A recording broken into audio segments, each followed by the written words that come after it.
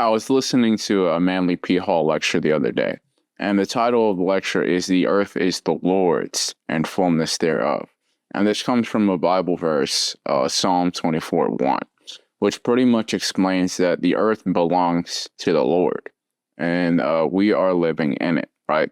Where God is our landlord, and we are merely tenants in God's world, right? So it's something to keep in mind. There's a lot of people who they kind of seek to live for themselves. They kind of seek to betterment themselves. And there's nothing wrong with improving your life, right? But keep in mind, this world belongs to God, and God's will is the priority here. And God wants us to focus on making the world a better place. And this world is God's. It is of God. It is not of us, right? We are merely living in God's world.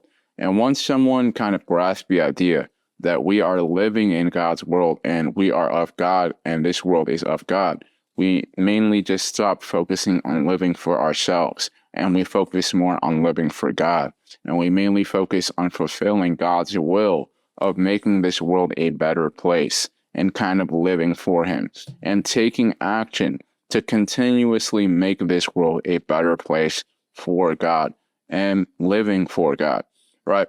It's something to keep in mind, right? This world belongs to God, right? The earth is the Lord's and the fullness thereof, right? The earth does not belong to us. The earth belongs to God and everything in it. So keep in mind, God's will is priority. God wants the best for everyone here.